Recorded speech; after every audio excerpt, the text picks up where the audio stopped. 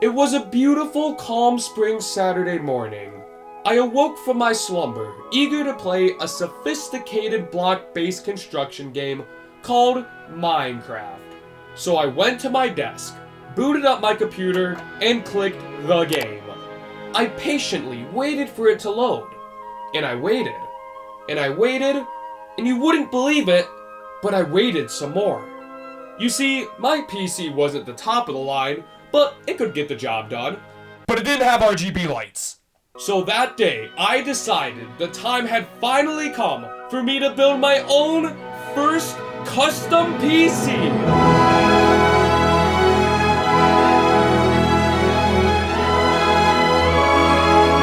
The end. Wait, you're not gonna tell us how you did it? Oh, yeah, I kind of forgot about that part. So basically, I needed money because PCs aren't free, PCs are expensive. And at the time, I had moths coming out of my wallet because all of my money was constantly flowing into this massive light show project I had. Kinda the main thing that made this channel exist in the first place. So I decided last summer to work at summer camp. Woo! I was a CIT, which means counselor in training, and I was raking in the big bucks. I made $800 with 6 weeks of work. So I took that money along with some other cash I had, bought some PC parts in perfect timing right before this massive RAM apocalypse thing happened, built a PC, and now we're here. Okay, enough. I think the people want to see how you actually built it. Yeah, that's fair. So that is the true story about how we got to this point. I bought all the parts and had them shipped to me by August, and built the PC a few weeks later. The reason this video is coming out like 6 months later is because I was just a little bit busy for the rest of 2025 with a tiny little project. I also built this computer right before the RAM apocalypse thing, which if you don't know what that is, basically greedy AI data centers have sucked up 99% of all the RAM that exists, and that leaves us PC builders with none left. Because of this, RAM prices have exploded along with other component prices, making this $1,300 build at the time now cost over $1,700. So just keep that in mind while we talk about the parts next. So I have done tons of research throughout the spring and summer of 2025, trying to determine what can I afford, what brands do I want, and what do I want the PC to look like. I must have watched hundreds of PC building videos since I had no idea about what activity I was getting into. I determined that I needed to come up with an order of the most important parts to pick first and then move down the line. That way I could make sure everything would be compatible and that I could actually afford it. My budget at the time was $1,100 to $1,200 when I started, so I knew I wouldn't be building anything super insane. I figured out I needed to decide my CPU and GPU combo first, then pick out a motherboard, then RAM, storage, CPU cooler, power supply, and finally case. I don't know if that was the best order to use when picking my parts, but it seemed logical to me. Oh, also, for anyone looking to get into PC building, please use PC Part Picker. It made my life so much easier trying to pick the parts that I needed. Now first, for my CPU, I decided to go with AMD, since Intel seemed a lot more expensive.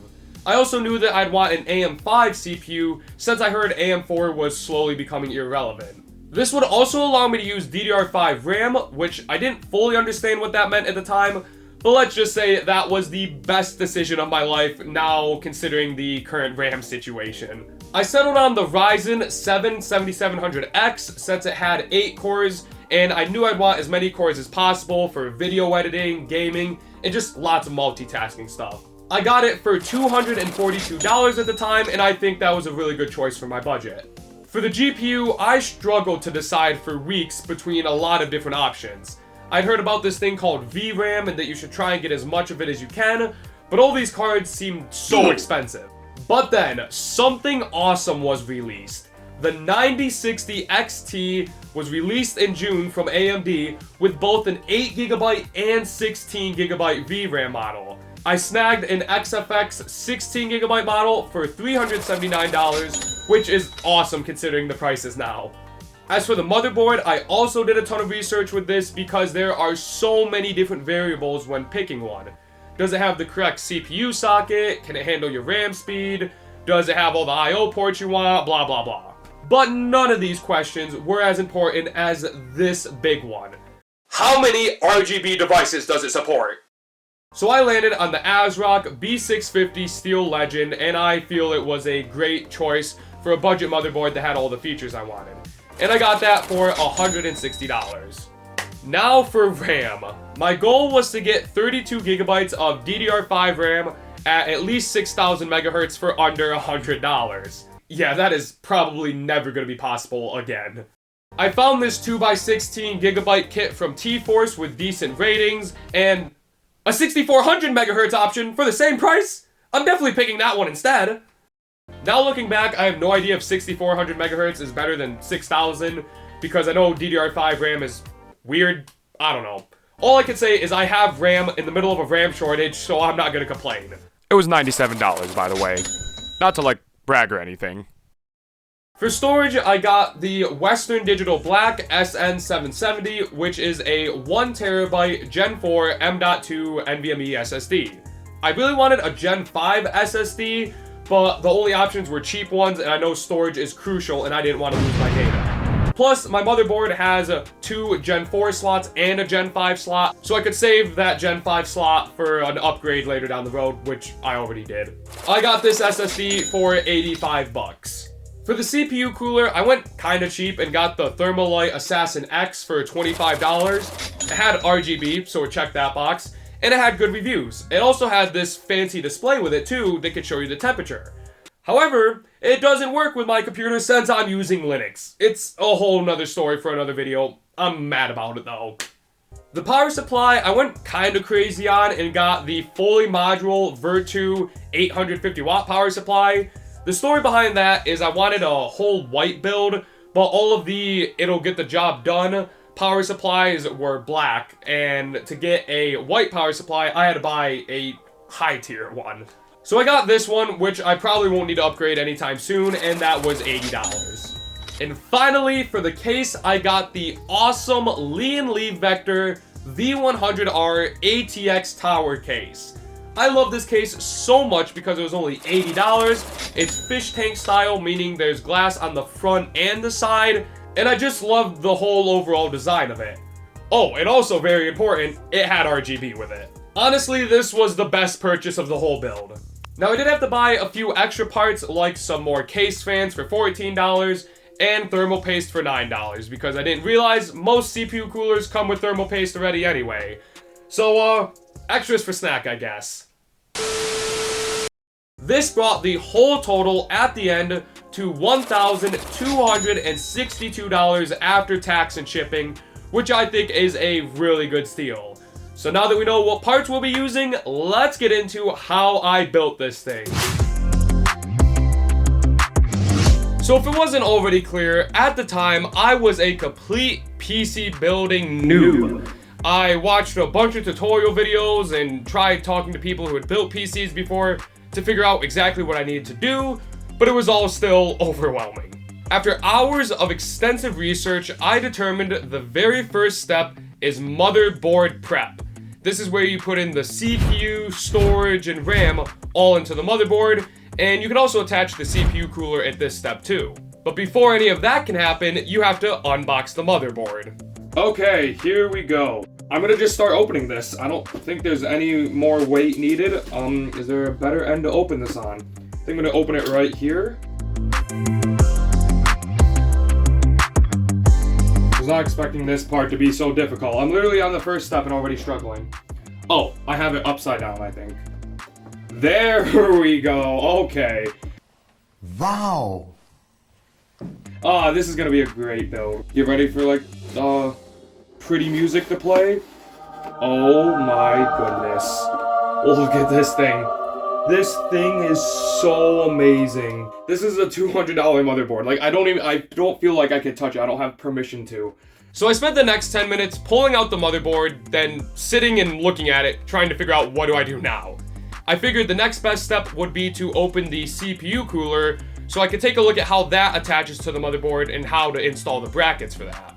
So let's open this cooler right here. I actually haven't opened anything up at all, so this is the first time I'll be looking at this. Let's see how nice this is. And we can pull this thing out, just like that. Okay, okay. Let's be a little bit more careful here. Are you serious? It came included with thermal paste. I didn't think CPU coolers came included with thermal paste, so I bought my own thermal paste, but I'll probably use the one I bought anyway because I think it might be higher quality. I'm not sure. Please peel off label before you use. So this will sit on the CPU, and then we will attach the fan to one side of this. I'm not sure which side. I'll have to look at that. Here's our connectors for our display. I'm not sure where this will go yet, but we'll figure it out. Oh boy.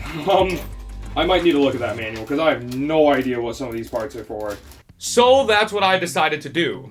I spent a bunch of time reading the manual, and I determined that I needed to take off the existing CPU cooler brackets so I can install the ones that come with my cooler. However, before I put on any brackets, I thought I should probably get the CPU in first. That way there's nothing blocking it and nothing in the way while I'm trying to do this very important step. And very important is an understatement because this was one of the scariest steps for the whole build, and I'll just let you watch and see what happened.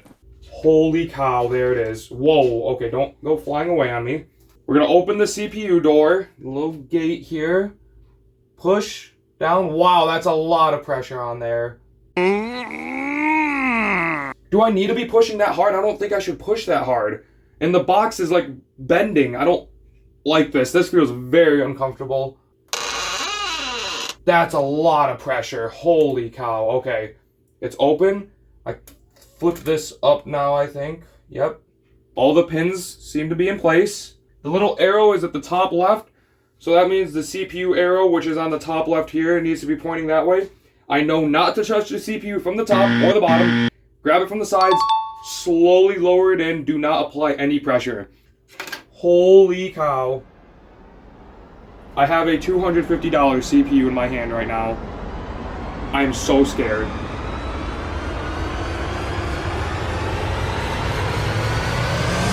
I think it's in. Do we give it a wiggle test? Do we slightly like wiggle it side to side to see if it's in? I know not to push down. It looks like it's in. The CPU is in. Okay. I think now, I just gotta close the door. So, we lower this down, and then this should pop off when we put that back down. Now, is it gonna go like flying off? Like, is there a lot of tension? Oh, this step is so scary, oh my gosh. Okay. That's so much pressure. That does not feel right. Do I need to push down that hard? Is that definitely in there? I've heard that you have to apply an uncomfortable amount of pressure, but I didn't think it was gonna be this much pressure. I'm gonna do it. Wow. That doesn't feel right. It doesn't feel right. It doesn't feel right. I can't do it. I feel like I'm gonna break the motherboard doing that. I need to put something in the box so it's not like bowing or like hold from under the box so the motherboard doesn't like bow. I now realize I probably should have kept the insides of the box in the box, but whatever.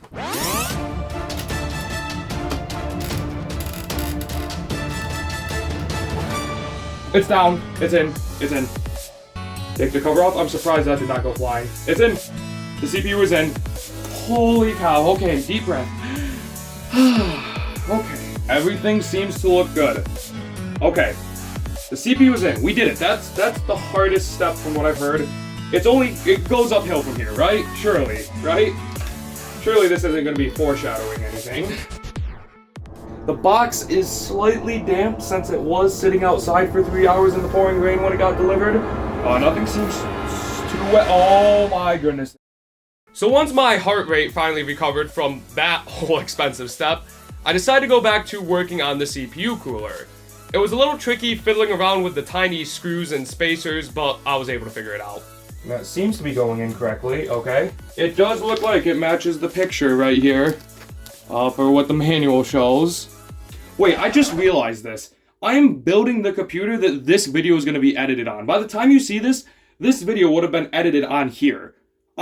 That's kind of crazy to think about. Like, I'm putting together something to put together something that I have a video of me putting together something of. What? If I said that right, I don't know, I'm getting too deep. Let's finish this up. Yeah, now all of that I just said would be great and correct if I actually had all the footage to edit said video on said PC, but I don't. Me, in all of my infinite wisdom, decided not to back up any files when moving my whole entire life from old PC to new PC. And I'm now just realizing 6 months later that one single video file is missing. 23 minutes of video gone. Now thankfully it wasn't anything super important, just footage of me putting in the SSD and RAM into the motherboard. However, I am quite disappointed because I vividly remember the RAM making a satisfying click when I inserted it into the motherboard. So please enjoy this very detailed animated recreation of that moment.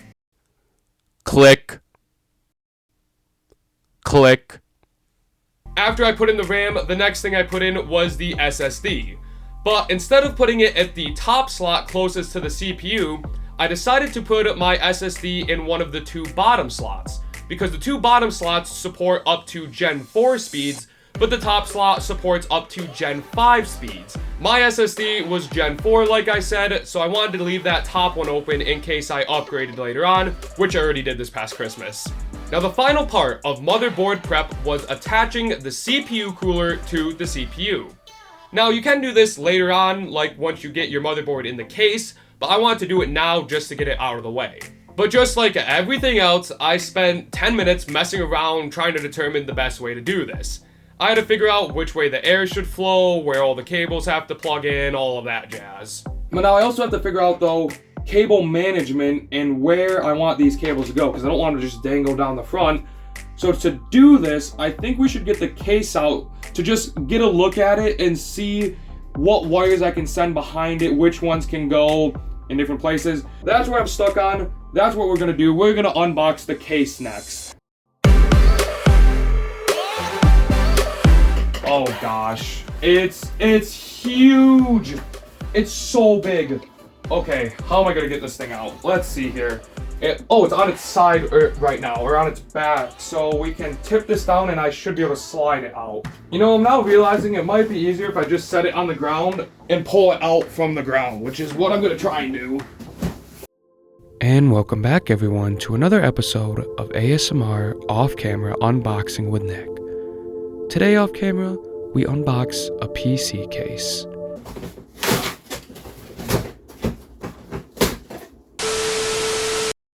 Oh my gosh.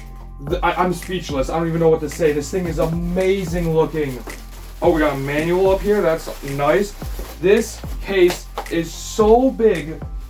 I don't even know what to say.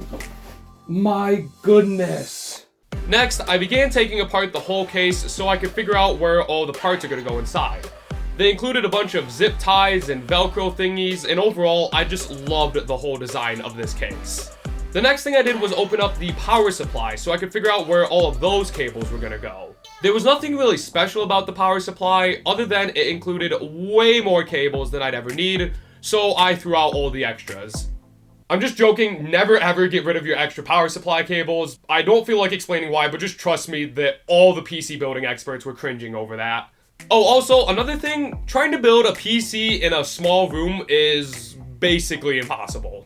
My room is a mess with everything everywhere. Empty boxes all over the place. Parts everywhere. Cables all over the desk. I feel bad. I'm building my computer right in front of my old computer. Poor thing is probably sad that it'll be not used as much. Big mess though. So let's keep working on this though. So next, I just started putting in a few parts and cables into the case, starting off with the power supply. How do I get it in there though? Does it have to go in through here? Yeah, it looks like something like this, and then it will stick out right there like that. Oh, wait, I kind of need to attach the cables to the power supply first.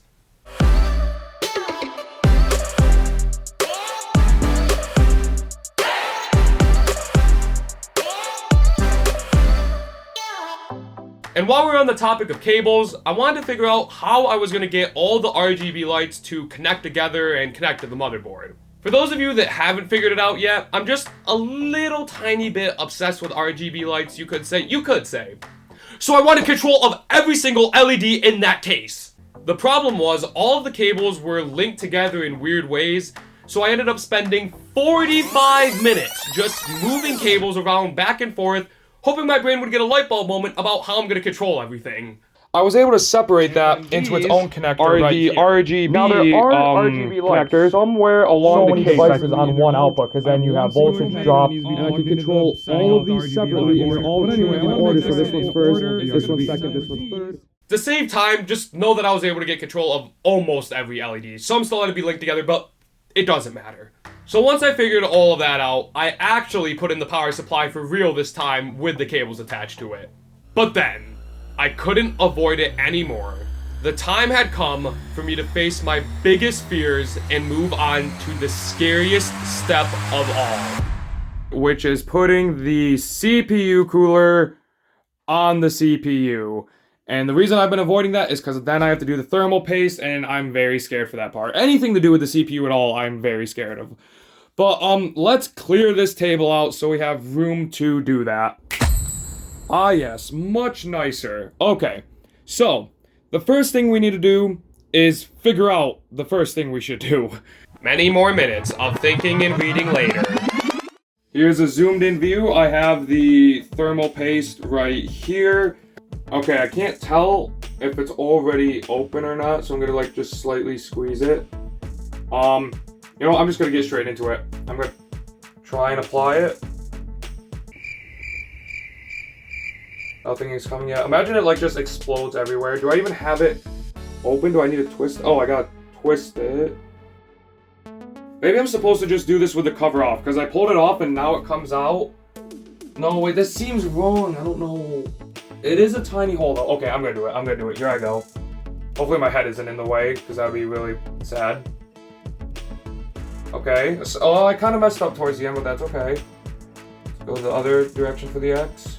Fall off, please. Come off. No, my X got ruined. Wow, that is a beautiful X right there. Look at that. So yeah, I made that beautiful work of art and then proceeded to attach the main cooler itself. The hardest part was just trying to get it lined up, but once it was seated correctly, it was super easy to screw it down. Next, I attached the fan to the cooler with the brackets, and then that concluded all of the steps to finish motherboard prep. The motherboard is completely finished. We can get this in the case now and start hooking things up. I don't know if, I'm trying to think if there's anything else I'm supposed to do, but really it's just put it in the case, wire it up, and get the GPU in it. We got another giant mess again, so let's clean this up. Oh yeah, the desk changes heights too. It's a little fancy one. I got some buttons to move it up and down. Now, oh my goodness, I don't know if I can handle showing you the footage from these next few minutes. I made the stupidest, dumbest, noobest mistake ever when trying to get the motherboard into the case. I flipping left the case sitting upright as I tried to screw in the motherboard.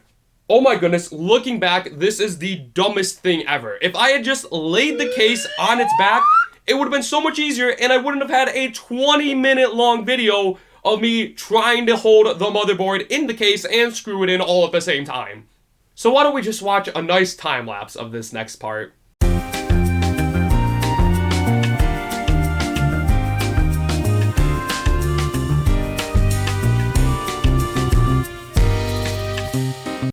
There we go, we got it. We got it, it's going in. The motherboard is now fully secure in the case. Holy cow. We are making progress. Now that the motherboard was finally in, the next step was cable management. I know a lot of people don't like this step, but I honestly enjoyed it. It was fun trying to figure out the best way to run every wire while keeping the case looking nice, and just plugging stuff in made me feel accomplished. The best part was looking at the back of the case and getting to shove all of the extra wires into the power supply housing to hide them from the rest of the world, like all my other problems. That was just a joke. The next step, though, was the most anticipated, most awesomeness step ever. We finally got to open up and unbox the GPU. But no, this can't just be a happy story though, for two different reasons. One, because that's too simple. And two, because I need that YouTube retention rate, and if this was just a simple story, you would have left the video by now. So my GPU got delivered in the middle of a rainstorm and sat in front of my door for 4 hours straight until I got home to get it. So now I was freaking out, hoping that the insides wasn't wet because the box was very soggy. Okay, let's take a look at what we've got in here. This is the most expensive piece of the entire build. Let's get this thing out of here, maybe. The bottom of the box is still very damp, which is concerning me. It actually wasn't outside for as long as I thought, now that I went back in the video. So I hope this isn't ruined. Let's open this up.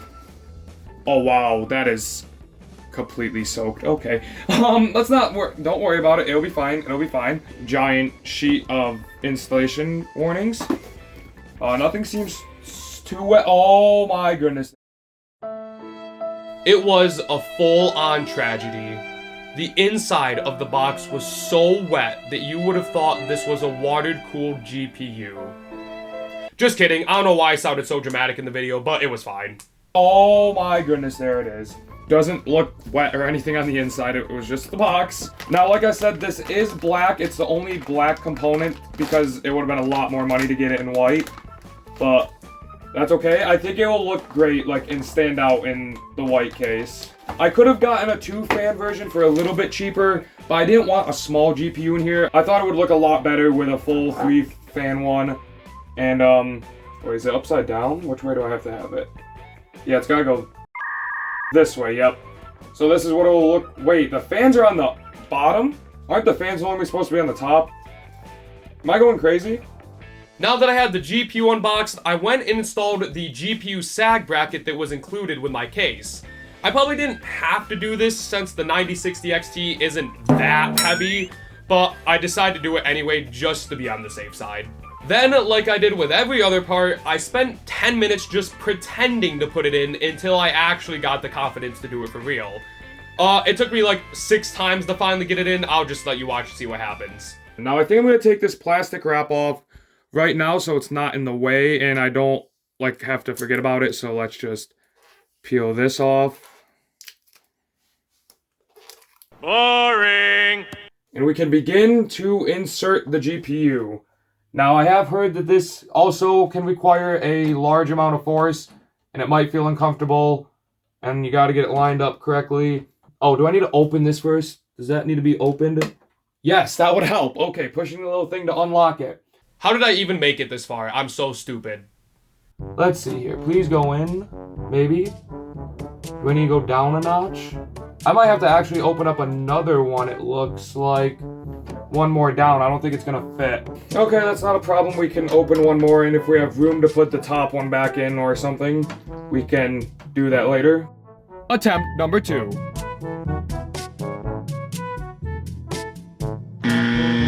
Attempt day number 3, eh?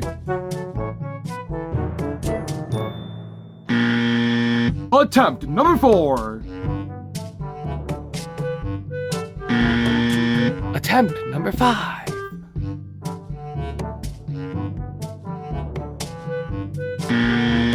ATTE micro pi half pi number 6?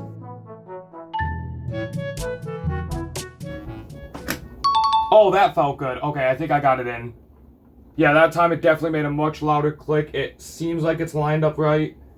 I think the reason it's sagging a lot though is because I took out one more door and I don't think I actually had to do that. But it's definitely in now. And with that, the final component has officially been connected to the PC. All I had left to do was connect up a few more cables, tidy everything up with a bit more cable management, and then seal it all in the case to complete the build.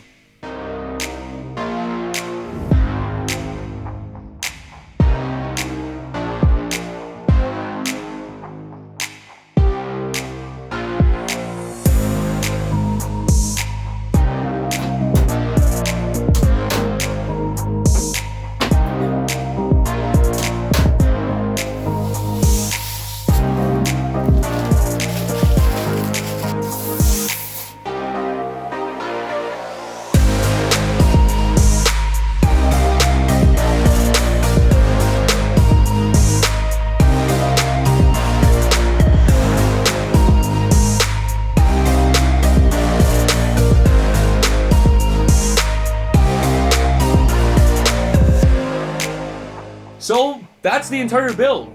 Once I got my setup connected to it, I hit the power button and it booted up without a problem. The RGB looked so amazing, and my favorite color combo was pink and blue mixed with this awesome wallpaper I found online. I did have to change quite a few settings in the BIOS menu to make sure all the components were running at max performance, and then getting the operating system to work was fun, to say the least. I had a goal at the beginning of this project to switch to Linux, and it has been quite the journey, but I'll save that for a whole nother video. If you enjoyed this video and would like to help support the channel, feel free to leave a like and subscribe. I truly appreciate all of your support, and it means the world to me. So, thank you very much for watching, and I'll see you in the next video.